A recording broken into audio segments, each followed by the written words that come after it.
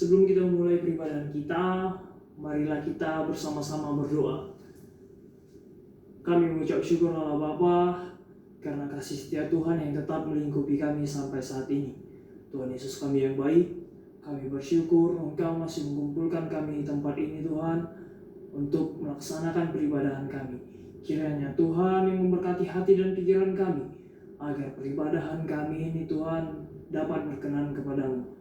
Engkau Tuhan yang menyinari hati kami, Engkau yang menuntun kami Tuhan, agar hidup kami berkenan di hadapan Tuhan. Terpuji termulia nama Tuhan, dalam nama Yesus kami berdoa dan mengucap syukur kepadamu. Amin. Salam saudara-saudariku yang dikasihi Tuhan. Bagaimana keadaan kita masing-masing? Saya yakin semuanya pasti diberkati Tuhan. Saya yakin pasti kasih setia Tuhan melingkupi kehidupan saudara-saudari. Nats Alkitab yang sampai kepada kita pada saat yang berbahagia ini tertulis di dalam Matius 6 ayat 25 sampai 34. Untuk mempersingkat waktu, saya akan menyimpulkan pembacaan nats Alkitabnya. Demikian firman Tuhan.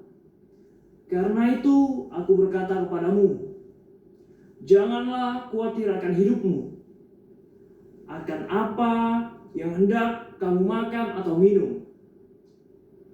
Dan janganlah khawatir pula akan tubuhmu, akan apa yang hendak kamu pakai.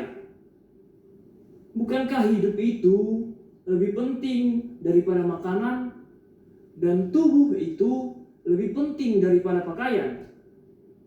Pandanglah burung-burung di langit yang tidak menabur dan tidak menuai dan tidak mengumpulkan bekal dalam lumbung, namun diberi makan oleh Bapamu yang di sorga. Bukankah kamu jauh melebihi burung-burung itu?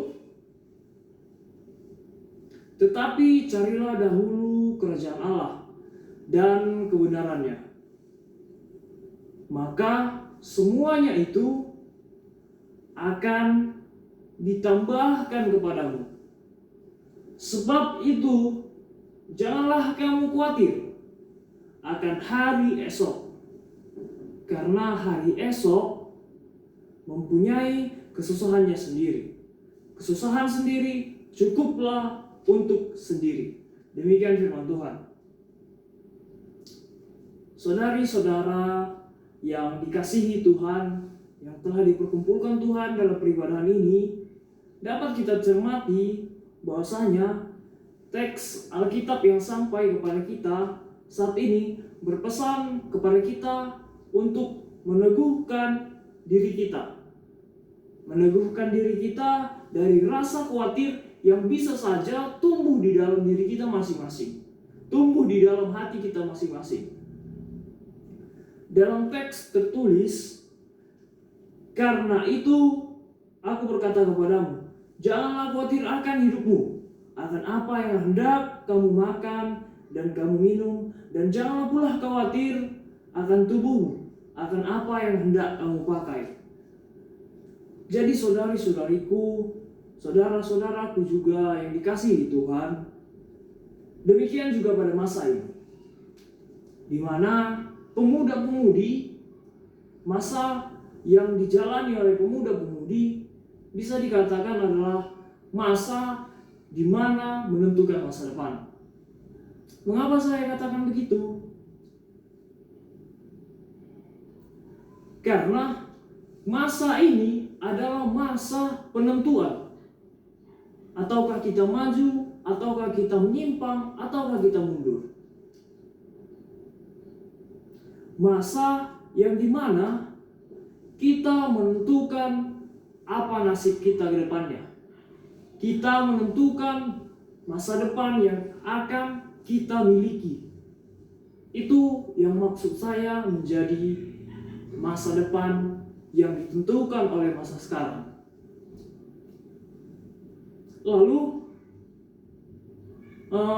pada kenyataannya keadaan memiliki kenyataan, di mana keadaan yang kita jalani, di mana keadaan yang kita hadapi menjadi tantangan kita, memiliki kenyataannya yang harus kita terima. Jadi, sering dikatakan atau ditanyakan kepada kita pemuda-pemudi soal masa depan, mau jadi apakah kita, soal cita-cita. Sering sekali kita merasakan ragu, merasakan bimbang, apa yang menjadi cita-cita saya? Apakah yang menjadi masa depan saya? Sering tumbuh akan hal itu di pikiran dan benak kita masing-masing sebagai pemuda-pemudi. Tetapi rasa ragu ini menumbuhkan rasa kekhawatiran. Lalu rasa ragu yang dipilih ini bertumbuh dalam diri kita, menyuburkan rasa kekhawatiran, sehingga tidak bisa dipungkiri bahwa rasa kekhawatiran ini menghantui dirinya masing-masing. Kita harus ketahui bersama bahwa makhluk yang berakal budi seperti kita manusia, segala sesuatunya harus ada tujuannya. Tujuan apa itu? Baik tujuan jangka pendek atau tujuan jangka panjang. Jadi, jangankan kalau ditanya jangka panjang, jangka pendeknya saja, jika ditanya, bisa saja kita merasa bingung. Untuk itu, mari kita pikirkan bersama-sama matang-matang dan harus didukung dengan perbuatan yang mengarah pada harapan kita mencapai masa depan yang ingin kita miliki, agar kita tidak sama sekali buyar menghadapi kenyataan, menghadapi rintangan menuju masa depan yang kita inginkan. Jika rasa kekhawatiran tumbuh dan dipelihara, maka harapan akan sulit tumbuh dalam diri kita masing-masing. Maka orang yang demikian atau yang merasakan atau memiliki rasa yang seperti itu akan sulit bertumbuh, akan sulit bersaing, atau akan sulit berkarya dengan dibandingkan orang-orang yang di luar sana yang memiliki banyak semangat, yang memiliki motivasi untuk maju, untuk memiliki masa depan yang ia harapkan. Sulit sekali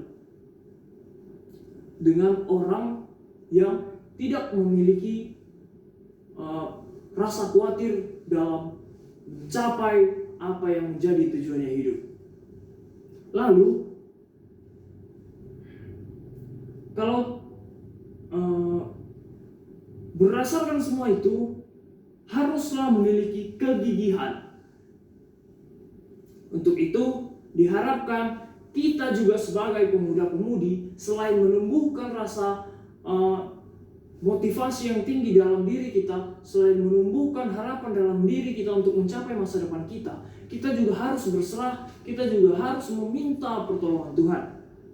Karena Tuhanlah yang menjadikan semuanya apa yang diharapkan manusia tercapai. Demikian bukan pula menjadi hal yang mustahil jika Tuhan telah bekerja dan berkarya di dalam hidup kita, menjadikan kita sebagai sesuatu yang baru, menumbuhkan semangat kita untuk berjuang, untuk mencapai kesuksesan kita. Penyertaan Tuhan kiranya menyertai kehidupan kita, akan memberhasilkan apa yang menjadi harapan kita dan keinginan kita sebagai miliknya. Terpuji nama Tuhan. Demikian firman Tuhan yang sampai kepada kita. Mari kita berdoa. Kami mengucap syukur Tuhan, kasih setia Tuhan tetap melingkupi kami. Semuanya kami sampaikan kepadamu, kiranya hati dan pikiran kami yang Kau yang memberkati. Dalam nama Yesus kami, masa depan kami serahkan kepada Tuhan. Terpuji nama Tuhan. Haleluya. Amin.